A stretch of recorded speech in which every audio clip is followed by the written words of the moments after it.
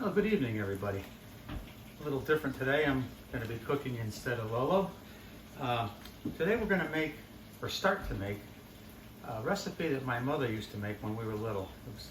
She called it Danish Pastry. Whether it's Danish, I don't know.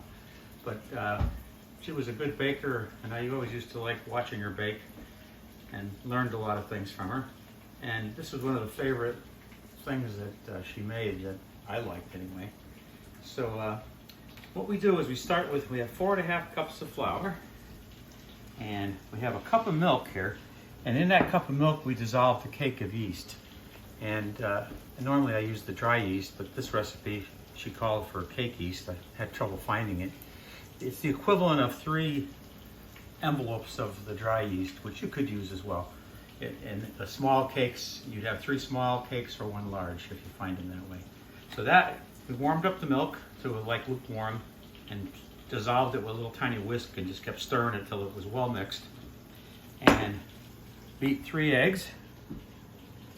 And the rest of the ingredients that go in to start this are 2 teaspoons of salt and 1/3 of a cup of sugar. And also 1/3 of a cup of melted Crisco. And you take the melted Crisco, put it in with the milk, which is warm too. And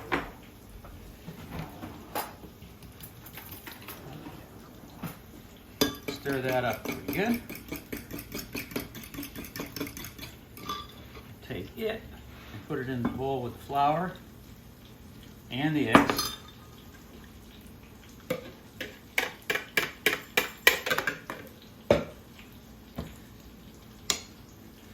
And then we stir it.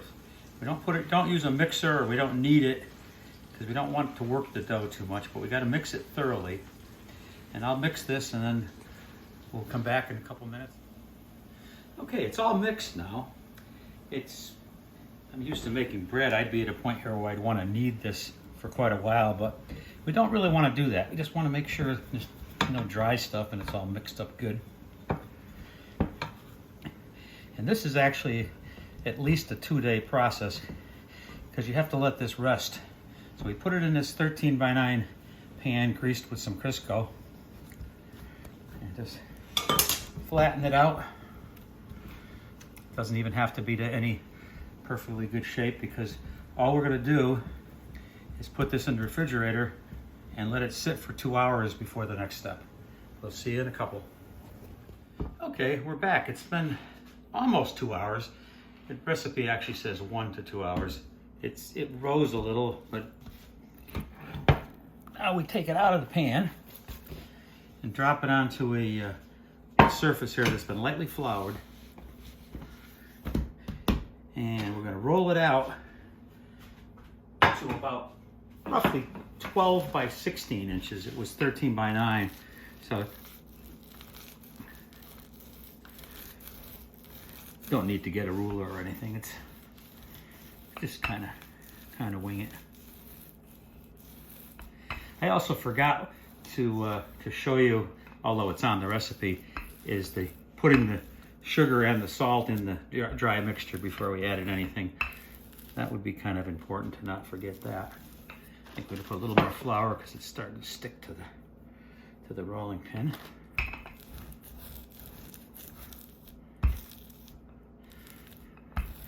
And that's probably good enough. So what we do now is we have 1/3 of a cup of butter and 1/3 of a cup of Crisco that we just kind of mash together. It's going to get rolled into here, so it doesn't have to be mixed perfectly. And we're going to put that on here.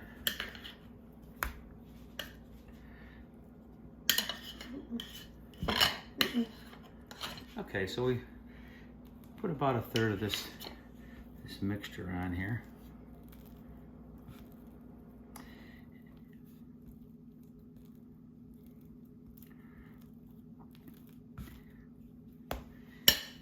And then we fold it.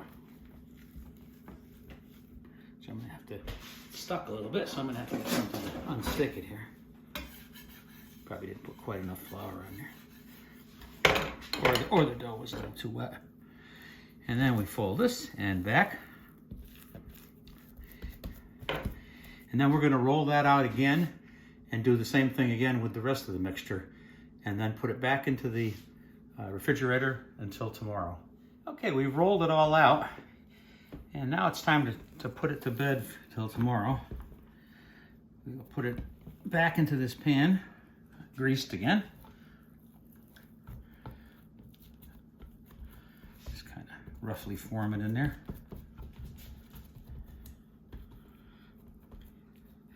I'm going to cover that with plastic wrap, put it in the refrigerator until tomorrow, and then we'll finish the recipe. Hi, we're back. It's 24 hours since we've put this in, and we're going to roll it out. In fact, it's sticking to this a little bit, so I'm going to put a little bit of, I put a little bit of grease on the surface and a little bit of Crisco.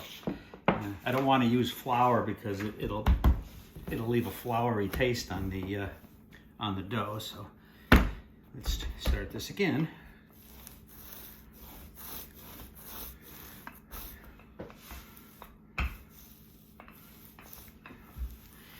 And we're going to roll it out to roughly 15 inches long, I think is what the recipe says, but it can be really pretty much anything.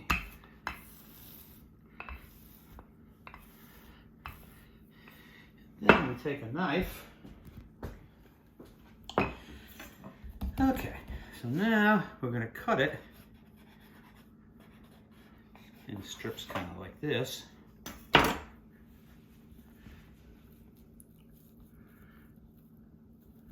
little sticky, but give it just a little bit of a roll.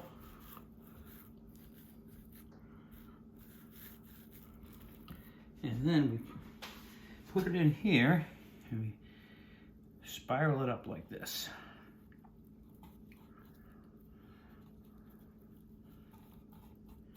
Squeeze the ends together a little bit. And that's it. I'm going to make all the rest of them, and we're going to let that rise, and we'll come back after that. Hi, we're back again. As you can see, they're all made. They rose in the pans for a little less than an hour. Basically, they want to be about double the size you made them, and they're getting close to that now. So our oven's preheated and ready to go, and we're going to put them in a couple minutes. See you then. Well, here they are. They're all done. Just took them out of the oven. They're, as the recipe says, you can put a jam or jelly in the center.